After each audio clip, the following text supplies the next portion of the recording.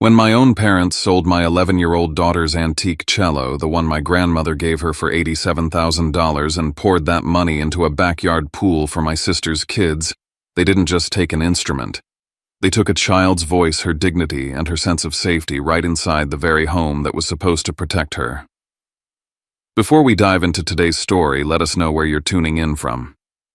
It's always amazing to see where our stories travel. Don't forget to subscribe so you won't miss the next twist in this journey. Now, let's listen to him from the heart. I didn't notice the silence in the car until Mira filled it. She was in the passenger seat with her music binder on her lap and a little plastic tin of rosin balanced on top like it was something precious. It was. The rosin wasn't worth much, but it was part of her routine, one of those small familiar objects that makes a kid feel steady in a world that changes too fast. The real weight wasn't in her hands, though. The real weight, the antique cello my grandmother had given her, didn't live with us. My apartment in Sarasota was clean and safe and tight. The walls were thin. The neighbors complained if a TV got too loud. A cello that old wasn't something you left near an AC vent and hoped for the best. And Mira, God help me, didn't play like it was a hobby. When she played, her whole body went somewhere else. She disappeared into the sound like it was a door only she could open. That cello had its own room. At my parents' house in Lakewood Ranch, my grandmother Evelyn had kept a music room the way some people keep a chapel. Temperature controlled. A humidifier that hummed softly in the corner. Shelves full of yellowed sheet music. A cabinet with a little lock because she believed in boundaries even when the rest of my family treated that word like an insult. Mira had been looking forward to practicing there all day. Not in a yay chores way. In a this is mine way. She hummed under her breath as I drove, tapping rhythms on her knees, already halfway inside that focused little world she lived in when she had a bow in her hand. "Do you think Great-Grandma Evelyn will be there today?" she asked, pulling her ponytail tighter like a kid who still believed elastic could control the universe. "She's at her place," I said. "Not today. We'll call her later." Mira nodded, but her eyes stayed hopeful anyway. Like maybe Evelyn had changed her mind overnight and come back because she missed the smell of my dad's aftershave and my mom's passive-aggressive sweetness. Mira didn't have the language for my family's dynamics. She just knew Evelyn had been the one adult in that house who looked at her like she mattered. We pulled into the driveway and the first thing I noticed was the mess. Not junk, my mother didn't allow mess. This was controlled chaos. A contractor's kind of chaos. The kind that only shows up when someone spends money they didn't talk about. I had a key. Not because I was trusted, because I was useful. There's a difference. One gets you love, the other gets you access codes and errands. When I opened the front door, the smell hit me so hard it was almost a sound. Fresh paint. Sawdust. That sharp chemical bite that says someone has been sanding ceiling and trying to make old things look new. And somewhere deeper in the house, muffled through walls and closed doors, I heard the whine of power tools. Mira's face lit up.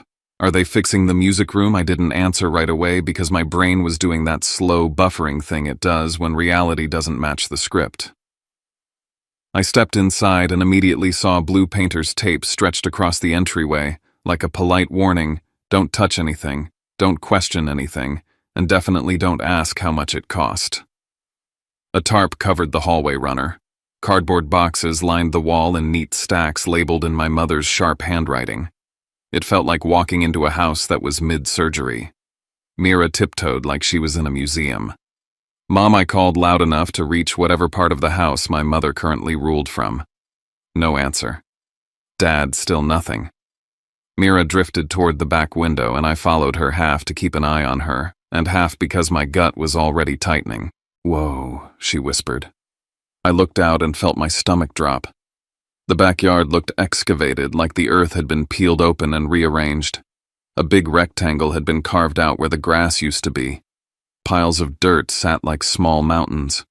There were forms along the edges, rebar stacks of pavers and bright orange flags marking lines like a battlefield map. It wasn't finished, but it wasn't subtle either. A pool. A full-on, in-ground pool. Because why quietly improve your life when you can broadcast it to the neighborhood with heavy machinery? Mira blinked and her voice went soft with hope. "Is that for us?" There was so much light in that question that I actually hated everyone I was related to in that moment. Not because a pool was evil. Because I'd been around long enough to know that in my family things like this didn't come from generosity. They came from priorities.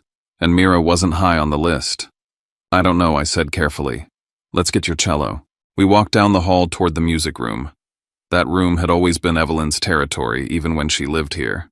She'd made it into a sanctuary humidifier, humming quietly a faint smell of polish and peppermint tea sheet music, stacked like history, and a simple rule that didn't exist anywhere else in this house: respect what's not yours.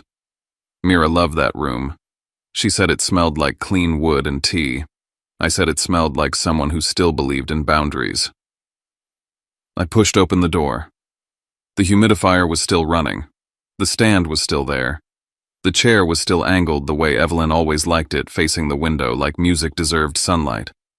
But the corner where Mira's cello case always rested, where that instrument lived like it belonged to her, was empty. Not moved, not put away. Empty. Mira didn't scream. She didn't even inhale.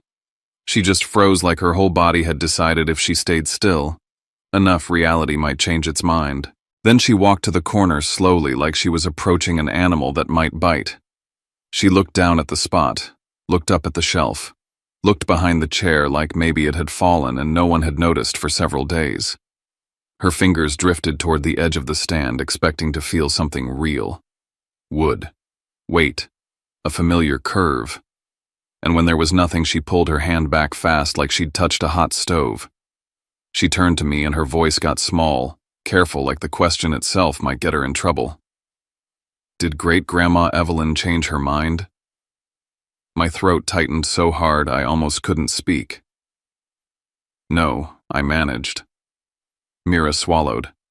Her eyes went glossy, but she didn't let anything fall. She nodded once too hard, like she was forcing the moment to behave.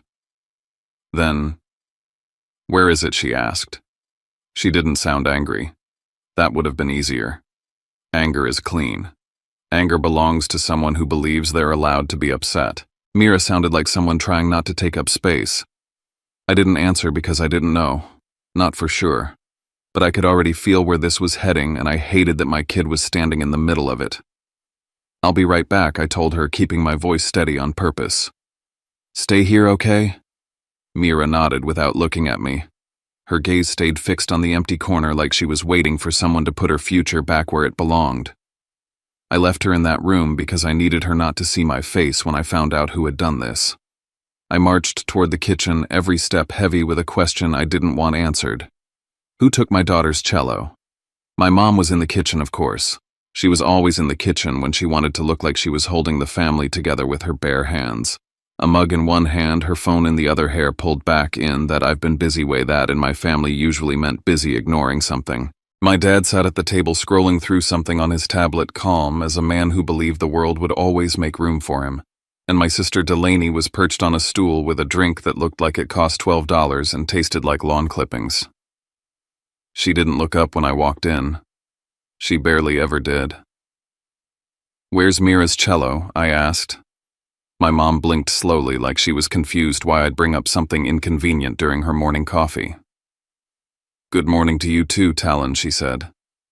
I stared at her. "Where is it?" My dad sighed long and practiced. "What's the problem now?" I felt my heart do that annoying thing where it tries to climb out of my chest and find a quieter family. "Mira's cello," I repeated. "The one in Evelyn's music room." "Where is it?" Delaney snorted without looking up. "Oh my God." My mom took a sip of her coffee like she was buying time. "Your father handled it." Handled it. That word is a red flag printed in cursive. Handled it, how I said. My dad finally looked up. His expression wasn't guilty, it wasn't even defensive. It was bored. "We sold it," he said. For a second the room went strangely quiet, like even the house wanted to hear what happened next. I blinked. "You sold it?" "Yes," he said like he was explaining property taxes. "It was valuable. It was just sitting there." "It wasn't just sitting there," I said, my voice sharpening. "It was Mira's." Delaney finally looked up, eyes bright with annoyance. "She's 11. My mom set her mug down with a soft clink. Talon, don't start. Don't start, I repeated because I couldn't believe I was hearing these words in this order. You sold my daughter's cello. My dad leaned back in his chair. It was a family asset. No, I said. It was set aside for Mira. Evelyn was clear. Delaney actually laughed. And my kids are what chopped liver her kids. Jude and Poppy. They weren't even in the room, and somehow they were still the main characters. My mom waved a hand toward the backyard like she was presenting a charitable project. We're doing something nice for the children. The children, I echoed, and my voice got colder. You mean Delaney's kids? They deserve space, my mom said like she expected applause. They deserve a backyard they can enjoy. And Mira doesn't, I asked. My dad rubbed his forehead, already tired of me being a person. Mira will be fine with a student cello. You can rent one. Plenty of kids do. Mira will be fine. That was my family's favorite prayer. It meant we did what we wanted and we're not dealing with your feelings. I forced my hands still on the counter because they were shaking and I refused to give them the satisfaction of seeing it. Where is it? I asked, quieter now. Who did you sell it to? My dad shrugged. Some collector. He paid by wire. Quick sale. Of course. Quick. Clean. Convenient. Like Mira's life was just clutter they'd cleared out. I stared at him. How much? My dad didn't hesitate. 87,000. The number landed like a punch. Not because I hadn't known it was valuable, Evelyn had warned me, but because hearing it out loud made the backyard make sense in a way that made me sick. $87,000 didn't disappear. It turned into rebar and stone and shimmering water. Delaney's mouth curved in a smug little smile. So, yeah, we finally did something nice around here. Something nice. I looked at my mom. Evelyn gave that to Mira. My mom's eyes sharpened. And before you get any ideas, you are not telling her. I stared at her, certain I'd misheard. Excuse me. She doesn't need stress, my mom said, voice clipped. She's settling in at her facility. Professionals are taking care of her. Let her have peace. You mean let you have peace, I thought. My dad's expression hardened. Don't make this about you. I let out a laugh that wasn't a laugh, sharp and humorless. It's about my kid. Delaney leaned forward, her voice going sweet in that fake way that makes you want to check your wallet. Talon, honestly, you always act like Mira is some tragic orphan. She's fine. She has you. The way she said you made it sound like a punishment. I pictured Mira in that music room, standing in an empty corner like she was waiting for someone to tell her she mattered. I turned away before my face did something I couldn't take back. I walked back down the hall, my steps louder now, not caring who heard. When I pushed open the music room door again, Mira was still there, still in the same spot. Like she hadn't moved because movement meant acceptance. I knelt in front of her and took her hands. Her fingers were cold. We're going home, I said. Mira nodded without arguing. That was the worst part. She didn't even fight. She didn't say, but why? She didn't cry. She just folded like she'd been trained for this, trained to shrink, trained to adapt, trained to make it easy. As we walked toward the front door, my mom called after me from the kitchen. Talon, do not call Evelyn. Do you hear me? I didn't answer because I did hear her. I just didn't care anymore. Outside, the Florida air felt thick like I was breathing through a damp towel. Mira climbed into the car and buckled herself in carefully, like being careful could keep bad things from happening. I started the engine and pulled out of the driveway, my eyes catching the backyard one last time, the torn-up earth, the promise of a pool, the loud, expensive proof of what my family thought mattered. In the passenger seat, Mira stared at her hands. After a long minute, she said quietly, Maybe Great-Grandma didn't mean for it to be mine yet. Something inside me went very still, because that's what my family had done. They hadn't just taken a cello. They'd made an 11-year-old girl believe she was the problem. I drove us home with one hand tight on the wheel and the other wrapped around a decision I'd spent most of my life avoiding. If they wanted me to be easy, they picked the wrong day. And if they thought I was going to protect their comfort by keeping my mouth shut, they didn't know my grandmother Evelyn at all. That night I started gathering what I should have been gathering all along. Screenshots of Delaney's posts, photos of the excavation, messages in the family group chat, anything that proved the timeline. Because if they could do this when Evelyn was gone, I had to find out what else they'd been willing to take. The first night back at our place, Mira unpacked like she was trying to prove nothing had changed. She set her binder on the coffee table, lined up her pencil and eraser, and wiped an invisible smudge off the little tin of rosin the way Evelyn used to wipe the edge of a music stand. Precise, calm-like order could keep the world from slipping. I watched her from the kitchen while I pretended to care about dishes. I didn't want to hover. I didn't want to turn my grief into her burden. But in a one-bedroom apartment, there's no such thing as distance. Her teacher had loaned her a battered student cello for emergencies. That's what she'd called it, like this was a flat tire and not a theft. The instrument sat in a soft case that sagged at the corners, and the bow hair looked like it had been through a war. Mira handled it carefully anyway. That was her nature. She treated things with respect even when people didn't treat her that way. She started with scales, slow and obedient. The sound that came out was thin, tight, and a little sour. Not because Mira was playing wrong. Because the cello couldn't hold what she was trying to put into it. It was like listening to someone whisper through a door. Mira didn't complain. She didn't roll her eyes or slam the bow down. She adjusted her posture the way Evelyn had taught her: shoulders loose, wrist soft, breathe before the shift. She tried again, and again. But between phrases she paused longer than she should have, just a beat too long. Like she was waiting for the instrument to become something it wasn't.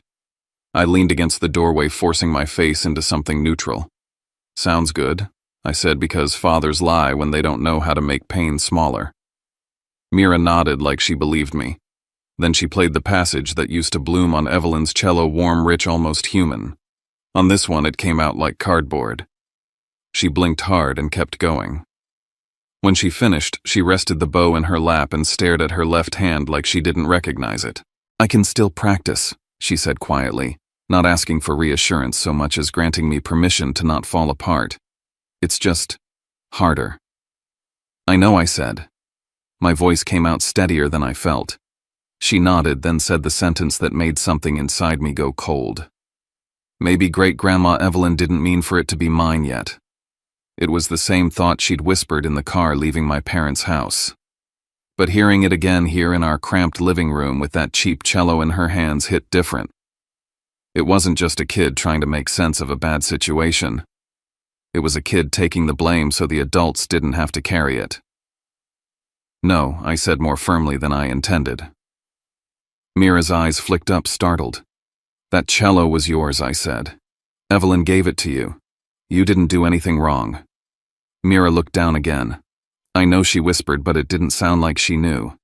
It sounded like she was trying to learn it. After she went to bed, I sat at my little kitchen table and opened my phone. The screen lit up my hands, and I realized they were still shaking. My mother's voice echoed in my head. "Do not call Evelyn. She doesn't need stress. Let her have peace." It hadn't been peace they wanted for her. It had been silence. So I did what I should have done earlier in my life. I stopped trying to keep everyone comfortable and started collecting proof. Delaney's Instagram was a running documentary of the backyard. Week 1, a giant hole with a caption like "Big things coming." Week 2, rebar and concrete forms worth every penny. Week 3, pallets of pavers for the kids. Week 4, a pergola frame going up like a stage set. Week 5, pool equipment lined up like trophies. Week 6, shimmering water under Florida sun, and Delaney posing with a drink like she'd personally invented summer. Every post made my stomach turn. Not because I hated happiness, because I recognized arrogance, because I recognized the way my family could steal something and then smile as if they'd earned it. I took screenshots of everything: the hole, the rebar, the invoices Delaney accidentally caught in the background of a story, the group chat messages about contractors coming early, the cheerful captions that might as well have read, "Look what we got away with." Then I scrolled back further, looking for any mention of Evelyn's move. There it was. Marjorie posting a photo of Evelyn's new place with a caption about keeping Mom safe and less stress for everyone. Everyone. like Evelyn's life was a nuisance my mother had finally solved. I wasn't doing this because I wanted to play detective. I was doing it because the truth in my family only mattered if you could hold it up in your hand like a receipt. The next day I called Mira's teacher. Her name was Mrs. Hart, and she had the kind of patience that can only come from spending decades with kids who cry in practice rooms. "I hate to ask," I said, keeping my voice low because Mira was in the next room. "But that loner, it's not working." There was a pause. "I can hear that," she said gently. "Mira's musicality is beyond that instrument." I swallowed. "Is there anything better, a rental? Something affordable?" She didn't sugarcoat it. Quality rentals aren't cheap, but I might know someone. "Let me make a few calls." A few hours later, she texted me an address in Sarasota, an old music shop near downtown that smelled like wood and history and money. I took my lunch break and drove over. Inside, violins hung in glass cases like jewelry. A woman behind the counter asked what I needed, and when I said cello rental, her eyebrows lifted a fraction like she was mentally calculating whether I belonged in the building. I didn't blame her. I didn't feel like I belonged either. She brought out 3 options. The first sounded like Mira's loner, thin and stubborn. The second had more body but felt stiff under the bow. The third wasn't Evelyn's cello.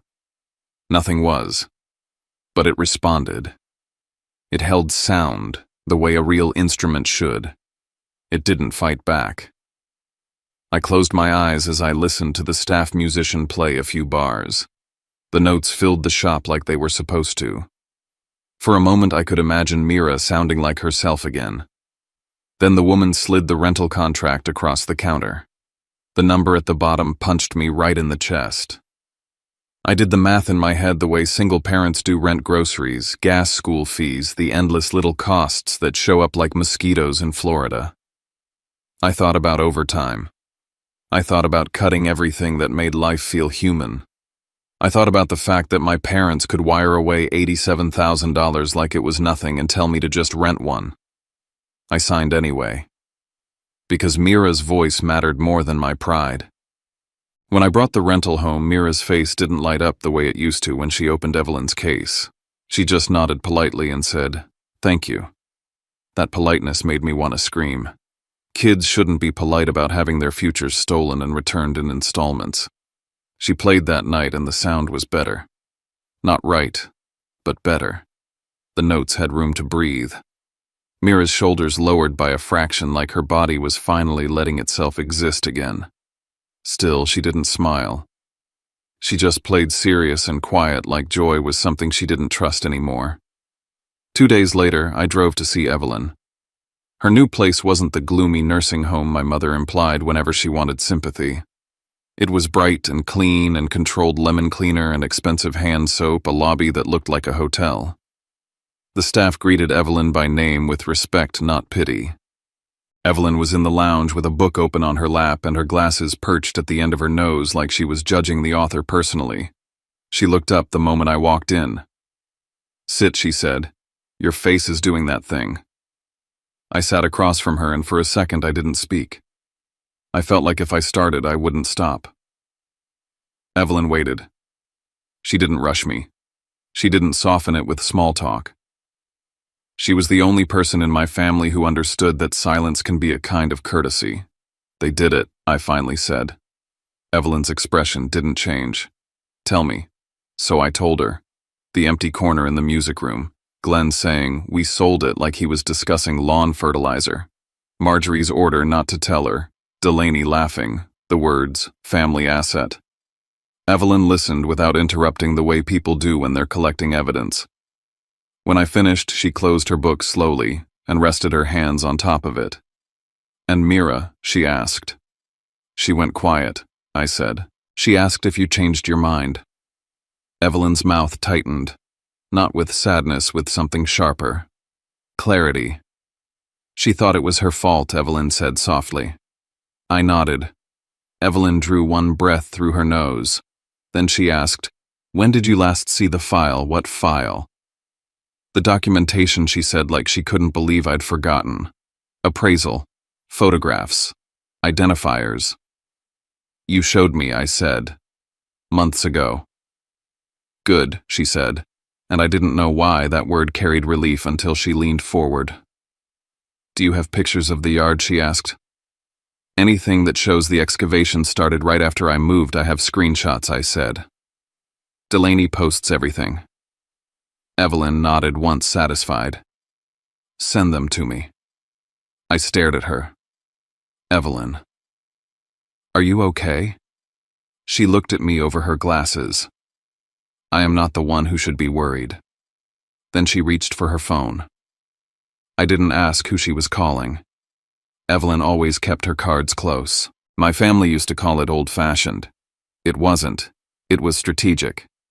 She made the call in a low voice, turned her body slightly away, then hung up.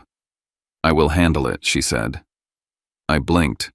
How Evelyn's lips curved into a small, knowing smile. Not with yelling. She reached across the table and squeezed my hand. Her grip was warm, firm. Mira will have her cello, she said. My throat tightened. How do you know that Evelyn's eyes sharpened? Because it was never theirs to sell. I felt my body go still. What does that mean? Evelyn studied my face like she was deciding how much truth I could carry. Then she said, Not today. I'll explain when it matters. She stood up smooth and steady. Go home, she said. Be with your child. Let her practice. Let her feel normal where she can. And my parents? I asked. The word came out bitter. Evelyn's smile didn't reach her eyes. Let them enjoy their pool. I drove home with the strange sensation of having stepped into a room where the air pressure changed. And then on the surface, nothing happened. No screaming calls, no public fallout, no apology. Just the steady drip of Delaney's posts as the backyard transformed from a hole into a showpiece. Mira went to school. She practiced. She got quieter in ways that didn't show up on report cards. I kept collecting screenshots. I kept my mouth shut. Not because I was afraid. Because Evelyn had told me something was moving, and for the first time in my life I trusted someone else to steer. 6 weeks passed. Then the invitation hit the family group chat like a flyer slapped onto a pole. BBQ Saturday, 2 p.m. pool reveal. Bring a side if you're coming. No, we miss you. No, how's Mira? No mention of the empty corner in the music room. Just logistics, because in my family feelings were optional, but potato salad was mandatory. Mira glanced over my shoulder as I stared at the screen. Are we going? She asked. Her voice was flat, but I saw the little flicker of hope hiding under it. Not hope for the pool, hope for belonging, hope that maybe if she acted normal enough the world would return what it took. I opened my mouth and realized I didn't have an answer yet. The next morning my phone rang. Evelyn. We're going, she said. My chest tightened. Evelyn. What are you doing? I'm doing what I should have done earlier, she replied. I started to ask more, but she cut me off with the calm authority she'd earned over a lifetime. Talon, she said, I don't want Mira watching you swallow this. A silence sat between us. Then she added, It's already in motion. I swallowed. What is the cello, she said. My heart kicked. What do you mean? Evelyn's voice softened just a notch. You'll see soon enough. I hung up and stared at the wall for a long time. Because suddenly that pool reveal wasn't a party. It was a stage, and Evelyn had chosen it on purpose. Saturday arrived hot and heavy, the kind of Florida heat that makes your lungs feel like they're working through wet cloth. Perfect pool weather. Perfect show-off weather. Perfect look-at-us weather. Mira wore her swimsuit under her clothes. I noticed when she reached for a t-shirt and hesitated, then chose one that was a little too big. Like hiding her body was safer than taking up space. She stuffed her towel into a tote bag and zipped it carefully as if neatness could keep things from going wrong. We drove to Lakewood Ranch in a silence that wasn't angry. It was careful. Mira stared out the window and didn't ask questions. She didn't ask about the cello. She didn't ask about Evelyn. She didn't ask why her grandparents could build a pool but couldn't say sorry. She just watched palm trees blur past like she was practicing how to disappear. When we turned onto my parents' streetcars lined both sides, I saw familiar vehicles from holidays and birthdays, cousins, aunts, uncles. A few neighbors I recognized only because my mother liked to mention them by name as proof she had a social life. This wasn't a casual BBQ, this was a presentation. We parked a block away and walked. I could hear laughter before we even reached the backyard. The sound carried over fences and manicured lawns like it was meant to. At the gate, I paused with my hand on the latch. Mira stood beside me, towel tucked under her arm chin, slightly lifted like she was bracing for impact. "You okay?" I asked. Mira nodded once. "Yeah." The word didn't match her eyes, but I let it go. I opened the gate. The backyard looked like an ad. Blue water shimmered under the sun. Stone decking so clean it looked newly scrubbed. A pergola with string lights like my parents had watched one home improvement show and decided they were experts. New loungers lined up like soldiers. A little outdoor speaker played soft music that didn't fit the mood, like the yard was trying to pretend nothing had been built on top of something stolen. Jude was already in the pool, splashing like a tiny shark. Poppy floated on a bright inflatable oversized sunglasses on her face because of course she had them. People laughed and cheered every time Jude cannonballed like he was a celebrity. Delaney stood near the shallow end holding a drink and talking loud, laughing louder, performing motherhood like she was on a stage. She had that glow people get when the world is giving them what they think they deserve. My mother stood near the grill with her shoulders back and her smile polished matriarch energy. The kind she practiced in mirrors. My father hovered nearby, smiling like a man whose life choices had just been validated by chlorine. And then Mira and I stepped into the scene. My mother's smile flickered. Just a fraction. Not surprise irritation. Like our presence was a stain on her perfect canvas. Talon she called too bright. "You made it, hi, Mom," I said. Delaney's eyes slid over Mira quick and dismissive like she was scanning an item she didn't plan to buy. "Hey," she said. Mira nodded politely, barely moving her lips. "Hi." That was my daughter right there. 11 years old, trained by my family's atmosphere to be small. Jude shrieked and jumped into the pool again, and the crowd laughed. Someone clapped, someone yelled, "That's my boy." Poppy squealed as water splashed her float and Delaney scooped her up like she was royalty. Mira stood beside me with her towel folded neatly in her hands, not sure where to put herself. She wasn't invited into the circle of attention. She was tolerated at the edge of it. I watched her eyes drift over the backyard, the pool, the pergola, the new furniture, the little details my mother would brag about later. And then I watched her eyes stop, on the water, on the way the sun hit it, on the way people looked at it with pride, like she was doing the math without meaning to. This water cost her something. I put my hand on her shoulder. She leaned into it without looking at me. That movement, that tiny lean, broke my heart more than tears would have, because it meant she still wanted comfort. She still trusted me. Even while she was learning, she couldn't trust the rest of them. My dad clapped his hands like a host. "All right, everybody, food's almost ready." People cheered. A few moved toward the table where my mother had arranged sides like a magazine spread. My mother laughed the soundlight and practiced. "And before we eat, we just want to say, this has been a long time coming. We're so happy to finally have a backyard the kids can really enjoy." Applause. Real applause. Delaney raised her glass. "To family," she said. More applause. My stomach twisted. Mira's fingers tightened around her towel. In that moment, I understood something with brutal clarity. They weren't just celebrating a pool. They were celebrating the fact that they could take something from Mira and still be praised for it. Someone near the grill asked casual, as if it didn't matter. "Where's Evelyn? Isn't she coming?" My mother answered too quickly. "Oh, she's busy. The heat isn't good for her. She's resting." The story sounded rehearsed. Evelyn is fragile. Evelyn is old. Evelyn is absent by choice. Evelyn is a sweet little woman who shouldn't be bothered with adult decisions. It was a neat narrative, a comfortable one, and I could feel how badly my mother wanted everyone to accept it. A second person asked I thought Evelyn loved a good get-together. My mother's smile tightened. She does, but she's happier at her place now. It's easier for her. Easier for you, I thought.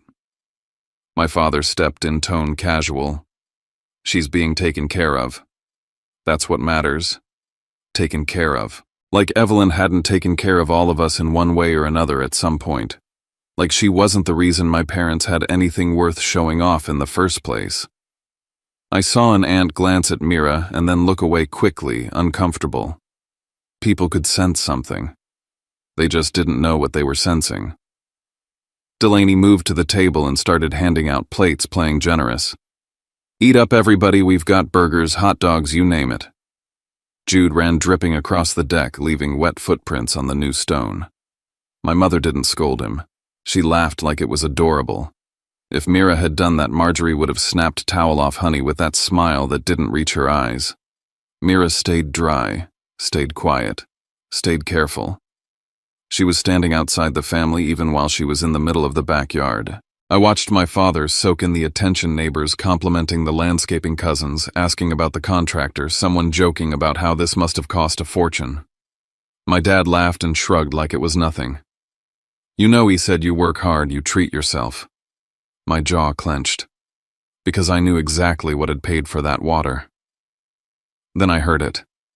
Someone behind me, a cousin I hadn't seen in months, said, "Hey, didn't Mira have that beautiful old cello Evelyn gave her? Is she still playing?" The question was casual, innocent, but it cut through the noise like a blade. I felt Mira stiffen beside me.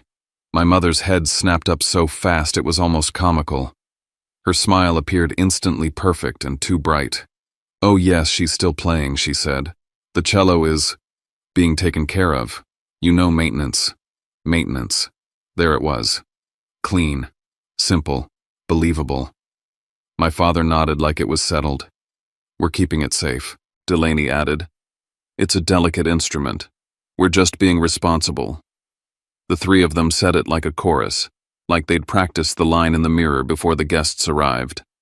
Mira's eyes stayed on the ground. I could feel her swallowing words. I wanted to grab that lie out of the air and crush it in my fist. But I didn't. Not yet. Because I remembered Evelyn's voice on the phone. "We're going. It's already in motion." I forced my face into something neutral and rested my hand more firmly on Mira's shoulder, a quiet promise I hoped she could feel. The laughter around us kept going. The music kept playing. The pool water kept shimmering. My family kept performing. And then from the corner of my eye, I saw the backyard gate shift slightly. Not opening, just moving. Like someone on the other side had placed a hand on it. My pulse kicked. Mira looked up, following my gaze. For the first time since we arrived, her expression changed, curiosity flickering through the guardedness. The gate trembled again, subtle but real. And in that tiny movement, I felt the entire backyard, every smile, every lie, every practiced line hold its breath. The gate settled behind us, and the backyard noise rolled over Mira like surf laughter splashing the clink of ice in plastic cups. She stood close enough that I could feel the heat coming off her shoulder through her t-shirt. That alone told me she wasn't fine, no matter how steady her face looked. I guided her toward the far edge of the yard where the fence cast a thin strip of shade. It wasn't much, but it was quieter. Away from the center of the performance. Away from the part where my mother's smile lived. "You want to sit for a second?" I asked. Mira shook her head immediately, like sitting would look like needing something. "I'm okay," she said. Then softer. "Really, I'm okay." The words were automatic. A script. Something she'd learned in a house where fine was the only acceptable emotion unless it was coming from Delaney's kids. I swallowed the urge to argue with her and just nodded. "All right. Stay right here, okay? I'm gonna grab you a drink." Mira's eyes flicked to the pool and back to me, and for a second I saw the kid inside her, the one who still wanted to be part of the day. "Can I go in?" she asked carefully. My chest tightened. I glanced at the water, at Jude shrieking as he cannonballed at Poppy on her float with her tiny sunglasses. The pool looked innocent. It wasn't. It was a monument built out of something stolen. If you want to, I said, choosing my words like glass. But only if you feel like it. Mira nodded, then added quickly, "It's okay if we don't." I don't care. Another lie. Another way of making herself smaller so the adults around her wouldn't have to feel guilty. "I'll be right back," I said again, and I forced myself to step away. The table was crowded with relatives and neighbors filling plates like nothing in the world was wrong. My mother moved between them with the confidence of a woman who believed the yard and the narrative belonged to her. My father stood with a beer in his hand, laughing at a joke I couldn't hear. Delaney floated through it all like she was hosting a talk show, one hand on her drink, the other occasionally waving toward the pool like it was a prize. As I reached for a stack of plastic cups, Delaney's voice rose just a little loud enough to travel. "Mira might switch to something else," she said, smiling, as if she were being helpful. "Kids change their minds all the time. It's not like one instrument is the whole world." A couple people chuckled politely the way they do when they don't want to get involved. My jaw clenched. I kept my back to her and poured lemonade into a cup until the ice floated up. Delaney kept going the way she always did when she sensed an audience. "Plus, let's be real," she said. "An 11-year-old doesn't need some museum piece. A normal student cello does the job." I turned slightly, just enough to catch my aunt's face in my peripheral vision, tight, uncomfortable. Someone else looked at their plate a little too hard. People could tell Delaney was aiming at something. They just didn't know exactly what. Then a voice cut through the air, older, sharper, less willing to play along. "Hold on," my Uncle Ray said, stepping closer with his paper plate. "I thought Mira had Evelyn's old cello. The beautiful one. Is she still playing?" That the backyard seemed to shift. The laughter didn't stop, but it changed like the rhythm of it stuttered. My mother's head snapped up and her smile appeared so fast it looked painful. "Oh yes," Marjorie said brightly. "Of course she's still playing. The cello is being taken care of." My father nodded in sync like they were a practiced duo. "Maintenance." Glenn added casual as a weather report. "It's delicate. We're keeping it safe." Delaney lifted her glass and chimed in like a closing statement. "You know how those antique instruments are. It's better this way." The three of them held the lie between them like a tablecloth, smooth, clean, covering everything underneath. Uncle Ray frowned. "Maintenance," he repeated, skeptical but not wanting a scene. "Huh." My mother laughed lightly. "Evelyn was so particular about humidity and all that. We're just making sure it's protected." I felt heat crawl up my neck. It wasn't just that they were lying. It was how comfortably they were lying. Like truth was optional as long as the vibe stayed nice. I carried Mira's drink back toward the shaded edge, trying to keep my face neutral. If I looked furious, I would become the story. My mother would love that. She'd love nothing more than to point at me and say, "See, he's the problem. He always has been." Halfway across the yard, my phone vibrated in my pocket. I didn't even need to look to know it mattered. I stepped behind the pergola post, angled my body away from wandering eyes, and checked the screen. A text from Miles Ketter. "Don't let Mira be alone. Don't confront them before Evelyn arrives. Keep calm." My pulse jumped hard enough to make my vision sharpen. Evelyn was coming. Not maybe. Not we'll see. Coming. I stared at the message for a second longer than I should have, absorbing what it meant. This wasn't just me walking into a hostile backyard with my kid. This was coordinated, timed, deliberate. I slipped the phone back into my pocket and exhaled through my nose, slow. When I reached Mira, she took the cup with both hands and murmured, "Thanks," like she was afraid gratitude was the only thing she was allowed to give. "You doing okay?" I asked quietly. Mira nodded. Her eyes tracked the pool again, then dropped to the towel she was twisting in her hands without realizing it. "I'm fine," she said, then almost inaudible, "It's pretty." I looked at the water. "Yeah," I said.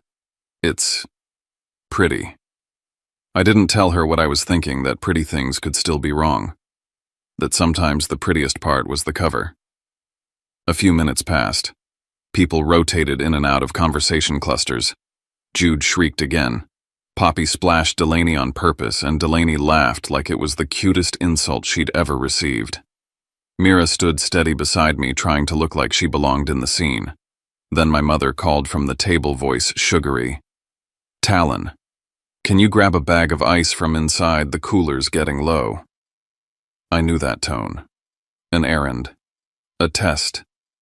A reminder that even here, even now, I was still expected to be useful. Part of me wanted to say no. Part of me wanted to say I was busy parenting the child she'd sidelined, but I also knew refusing would give her a reason to perform concern. She'd widen her eyes and tell everyone I was being difficult. So I nodded once and turned to Mira. "Stay right here," I said. "Don't go anywhere. I'll be back in a minute." Mira's eyes flicked to mine. "Okay," she whispered. I walked into the house and the temperature change hit like stepping into a refrigerator. The hallway smelled even more strongly of paint and sawdust. The blue tape was still there. The tarp still covered the runner like the house was mid-procedure. The kitchen was full of noise, someone filling trays, someone rummaging through drawers, my mother's laugh bright and too loud. I kept moving, grabbed the ice from the freezer, and started back toward the door. That's when I saw the little office. It wasn't really an office, more like a cramped corner room my father used for bills and printer paper. The door was half open and a stack of envelopes sat on the desk like someone had been sorting mail in a hurry. A white shipping envelope lay on top, not addressed to me, not even fully tucked away, like it had been set down and forgotten. What caught my eye wasn't the envelope itself. It was the thin, glossy slip peeking out from under it, a receipt-looking thing with bold lettering at the top. Wire confirmation. My body went still. I stepped closer, ice bag sweating in my left hand, my heartbeat suddenly loud in my ears. The slip had a partial name on it, some company header, and beneath it a transaction number. A bank routing line. A date that lined up too neatly with the first week the backyard got torn open. Next to it was a yellow sticky note with my mother's handwriting, tight, sharp, impatient, "Call him back.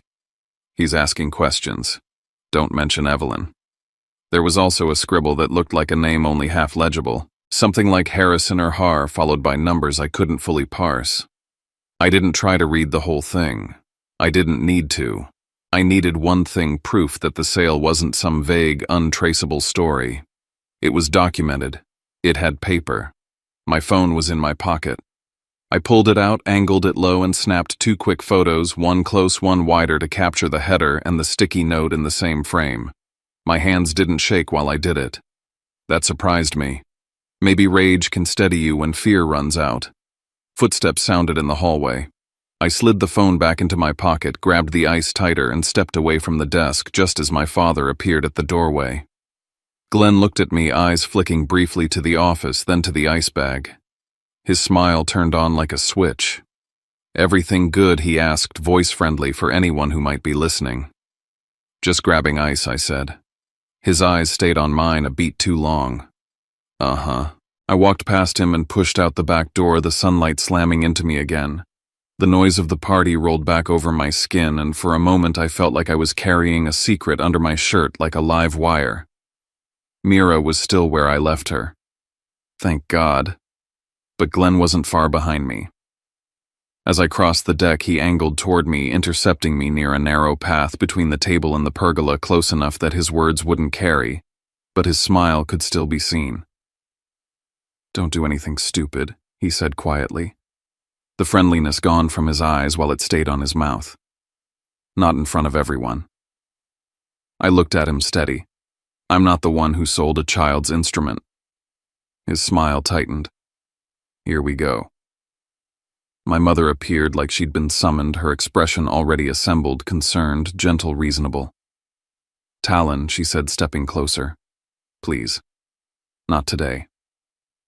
"Mira's sensitive." I stared at her. "Mira's sensitive," I repeated, tasting the manipulation in the words. "Yes," Marjorie said, touching her chest like she was a wounded saint. "And you get worked up. You make things worse. You know how she is. She'll take on everyone's emotions." There it was. If the day fell apart, it would be my fault. If Mira cried, it would be because I upset her. If anyone started asking questions, it would be because I couldn't just let things go. My mother was building a shield out of my child, and Delaney drifted over, drawn by the tension like she fed on it. Honestly, she said, faux sympathetic, can we not? We're trying to have a nice day. A nice day. Mira stepped closer at that exact moment, like she could sense the air changing. Her eyes flicked between the adults, and I saw the split second where she decided what her job was. She lifted her chin and spoke softly, quickly. It's okay, she said. I'm okay. I'm not upset. It's fine.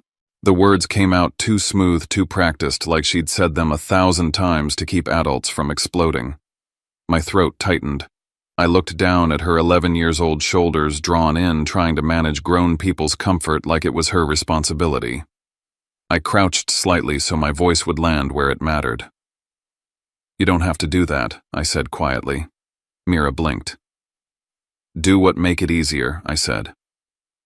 You don't have to make it easier.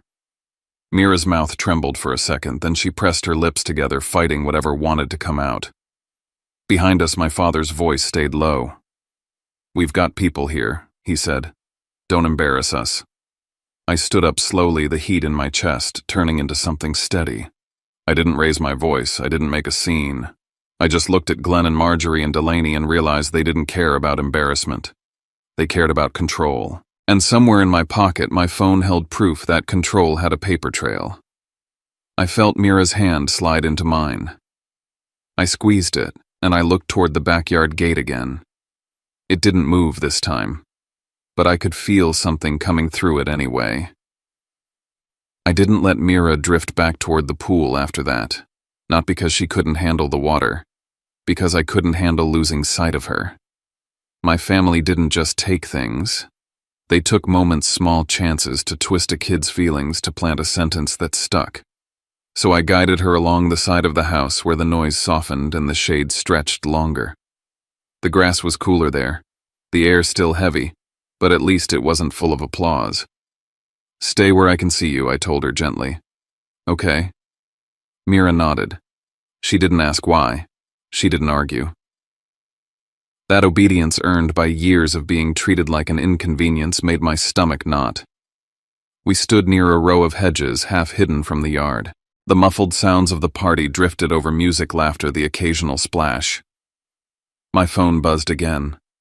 I glanced down. Unknown number. For a second, I considered letting it go to voicemail. Everything in me wanted to keep this day contained, to keep Mira in a bubble where adults couldn't hurt her anymore. But some instinct, the same one that made me photograph that wire confirmation, told me this wasn't random. I answered. Hello, a man's voice, professional and careful. Is this Talon Pierce? Yes. I'm calling regarding a transaction involving a musical instrument, he said. A cello. I'm trying to reach Glenn Pierce. My spine went rigid. I'm his son, I said slowly. What is this about? There was a pause, like he was deciding how much to say to the wrong person. We represent a buyer, he said finally. Or more accurately, we represent the party who facilitated the purchase.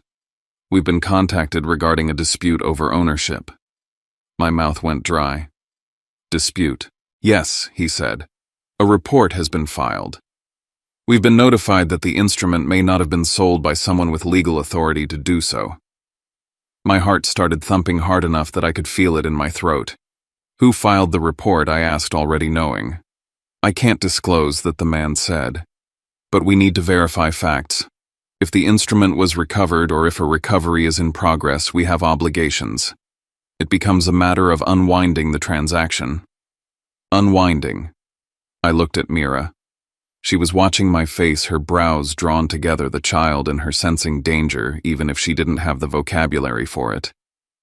I turned slightly away from her, lowering my voice. I'm not going to discuss details, I said, but you should speak to my father. We're trying, the man replied. He hasn't answered. A sharp, ugly thought crossed my mind, Glenn, ignoring consequences the way he ignored everything else. If you need a response, I said carefully, you can put your request in writing. We will, the man said. I'm calling as courtesy before formal steps. If the instrument is not returned and if funds are not addressed, it escalates. Okay, I said, forcing calm into my voice. "Talk to him." "I intend to," the man replied. "Thank you." The call ended. For a second, I just stood there, the phone still against my ear, listening to nothing. Then I lowered it and stared at the screen like it might explain how my family had managed to drag strangers into their mess so fast. Evelyn's plan had reached outside the backyard. That meant two things. One, the truth was no longer trapped in my parents' house where they could control it. And two, Glenn and Marjorie were about to panic. I slipped my phone into my pocket and looked at Mira. "What is it?" she asked quietly. I took a breath. "Nothing you need to worry about right now," I said, hating myself for the softness of it. "Just stay close." Mira nodded, eyes dropping to the grass. "Okay." We walked back toward the party, and I felt the air change before I even saw them. My father stood near the grill, but his posture was different, less relaxed, more rigid. He kept glancing at his phone like it had grown teeth. My mother's laugh sounded a fraction too high. Delaney had pulled Marjorie into the pergola corner, their heads close together, voices tight and quick. When Marjorie looked up and saw me, her eyes flashed with something that wasn't hospitality. Fear, anger, both. She recovered fast, she always did. Her smile switched on as someone walked past. But when she looked back at me, the smile vanished again. The party kept going because parties are stubborn. People refill plates. Kids splash. Neighbors compliment the pavers. But the performance had a tremor running through it now, like a stage with loose bolts. A hand touched my elbow. I turned and saw my cousin Jenna, someone who wasn't close enough to be trusted with family secrets, but close enough to notice when the vibe shifted. "Talon," she said, voice low. "What's going on?" I held her gaze for a moment and weighed my options. If I lied, I would be helping my parents keep control. If I told the whole truth, I'd ignite the yard before Evelyn got through the gate. So I chose a single sentence. A fact, nothing dramatic, just reality. "The cello was sold," I said. Jenna's eyes widened. "Sold." I nodded once. Her mouth opened, then closed. She looked past me toward the pool, toward Glenn's forced smile, toward Marjorie's bright laughter that didn't match her eyes. Jenna swallowed. Talon, that's insane." "It is," I said. She looked like she wanted to ask 1,000 questions, but instead she just whispered Mira. Mira stood close at my side, staring at the deck boards, listening without looking like she was listening. Jenna's face softened in a way my mother's never did. Jenna nodded once like she'd made a decision, then drifted away, quiet, thoughtful, no longer part of the cheering crowd. And just like that, a crack opened in the wall my parents had built around their image. Glenn saw it. He moved fast, stepping toward me with a smile that didn't belong on his face. "Talon," he said loud enough to sound friendly. Then he angled closer, lowering his voice so only I could hear.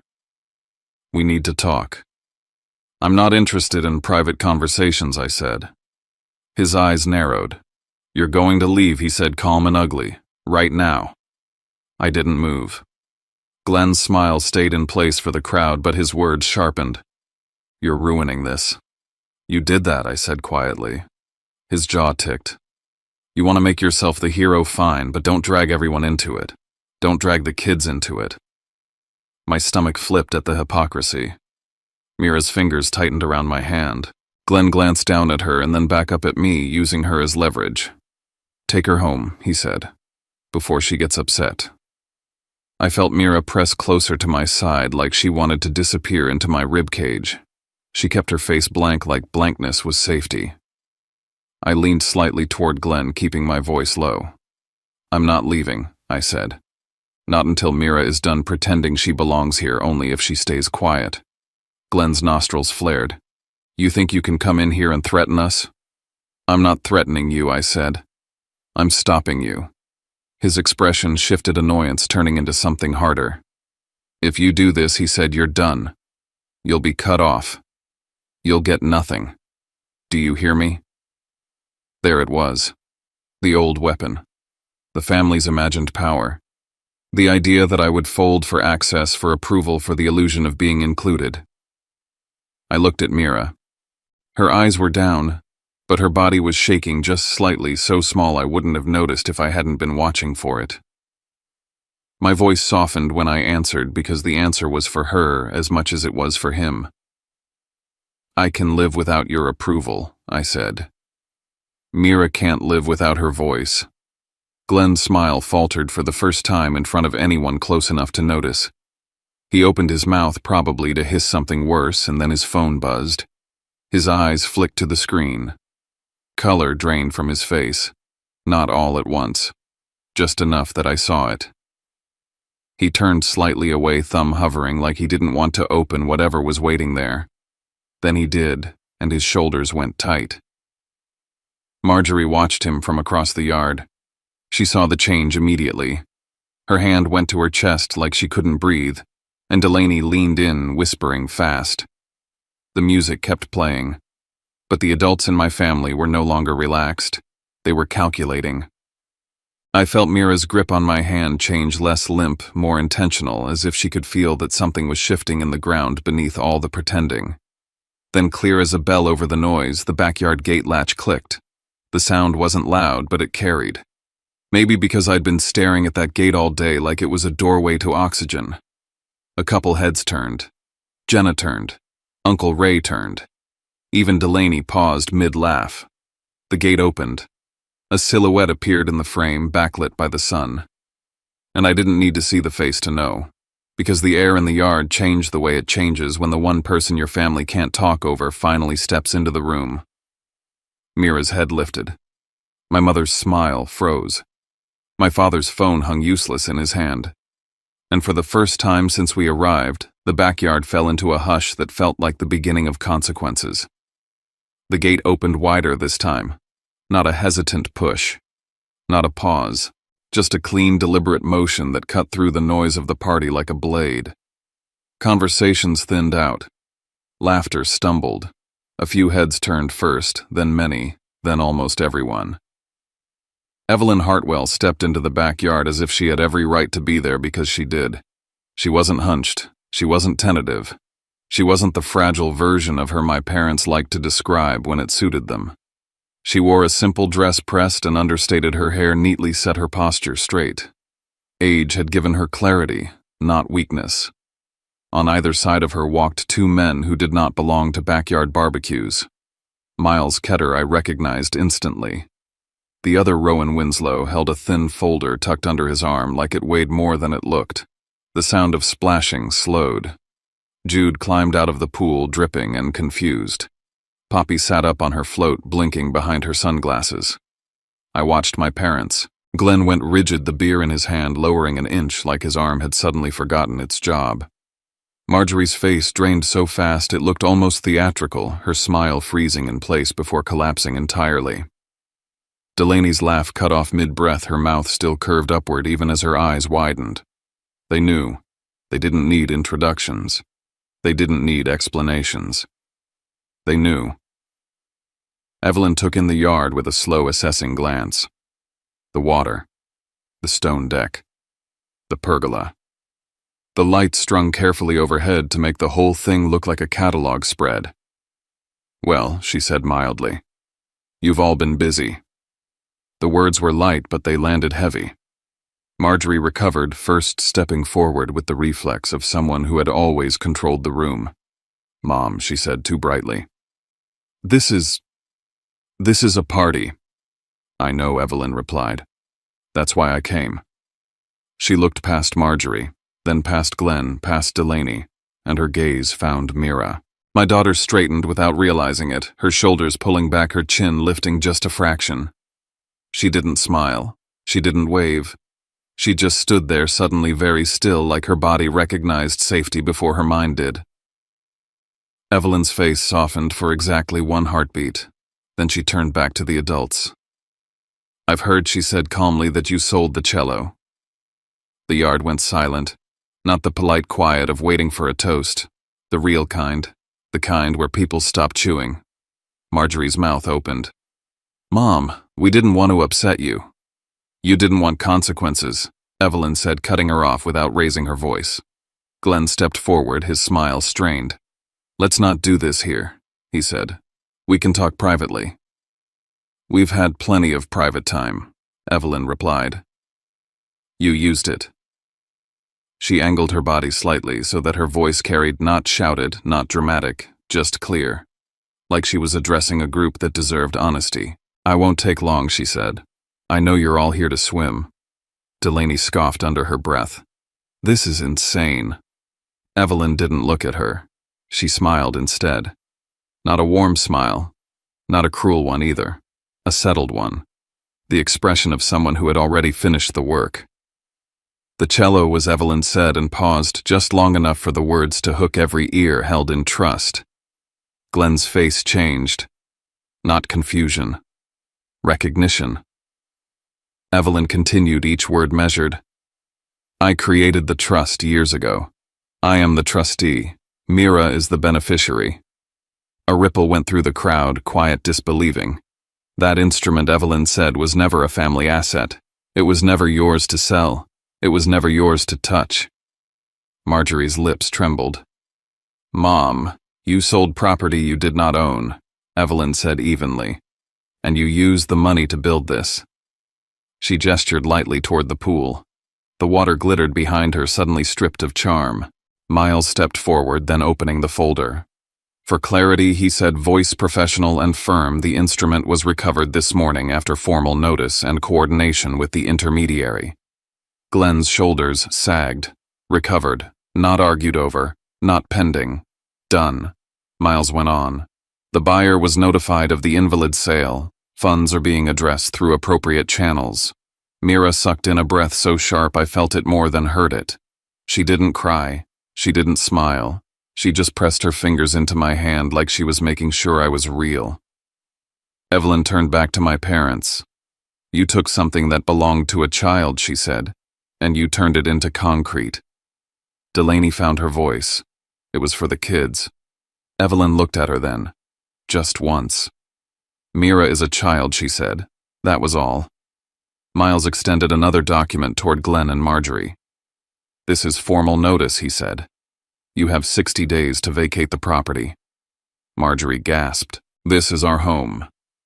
Evelyn shook her head. It's the house I allowed you to live in. Glenn tried to straighten. You can't be serious. Evelyn met his eyes. Try me. The yard had become something else entirely now. No longer a party, no longer a performance, just witnesses. I felt eyes on me, but I didn't look around. I didn't need to. I stepped forward just enough to be heard. Mira is not a second-tier member of this family, I said. She never was. I didn't add anything else. I didn't need to. Evelyn turned to Mira, then lowering herself slightly so they were eye level. You didn't lose anything, she said gently. It was taken. You didn't do anything wrong. Mira's face crumpled, not loudly, not dramatically, but with relief so deep it shook her. She nodded once, then twice, like she was finally letting the truth land. Evelyn reached out and rested her hand over Mira's. Solid. Certain. Behind us, the pool lights hummed. Somewhere a drink tipped over and spilled. The party had ended, and there was no putting it back together. The cello arrived the next morning, not in ceremony, not with applause. Just a hard case carried carefully up the stairs to my apartment. The delivery man waited while we unlocked it. Mira knelt on the floor, hands hovering for a moment before she touched anything, like she was afraid the permission might vanish if she moved too fast. Then her fingers rested against the wood light, reverent. She didn't say a word. She leaned forward and wrapped her arms around the case, pressing her cheek against it like she was confirming it was real. Evelyn stood behind her, allowing herself exactly one deep breath before composure returned. Miles updated us later that day. The intermediary had been forced to unwind the transaction. The buyer wanted his money back. Glenn and Marjorie were now facing a repayment demand that concrete and chlorine couldn't solve. The phone calls started almost immediately. Voicemails, emails, messages routed through Miles. Panic has a sound. It's thinner than anger, louder than guilt. Delaney distanced herself fast. The language shifted from, we decided to, I told them this was a bad idea. History rewritten in real time. Within the 60 days, Marjorie cried. Glenn argued. Both blamed me for doing this in front of everyone. I didn't respond. Everything went through the lawyer. The day they moved out was quiet. No shouting. No grand speeches. Just boxes and silence and a house finally breathing again. Evelyn placed the property into trust shortly after. Clean, protected, locked against future manipulation. Mira and I moved back. The first night there were no power tools, no forced laughter. Just the sound of Mira practicing in the living room, real sound, full and warm. A few months later, she auditioned for the youth orchestra. She stood taller, played without apology. And when she finished, she didn't look at me to see if she was allowed to be proud. She already knew. That was the real return. Not the cello, the voice. Sometimes the hardest part isn't losing something valuable. It's watching a child learn to make themselves smaller just to keep the peace. And maybe that's what this story leaves us with, not a victory lap, not a score to settle, but a quiet reminder that family isn't proven by blood or speeches at a backyard party. It's proven in the moments where someone chooses to protect the tender parts of another person without asking them to earn it. If there's anything we can carry out of Talon and Mira's story, it's this: we don't always get to control what people take from us, but we do get to choose what we teach the ones we love about their worth. Sometimes love looks like boundaries. Sometimes it looks like truth spoken calmly, in a room full of noise. If you'd like, tell me in the comments, have you ever had to draw a line with someone you thought would never cross it? And if these stories feel like a place where you can breathe, reflect, and feel less alone, I'd love for you to subscribe and stay with us. Until next time, take care of yourself and take care of each other.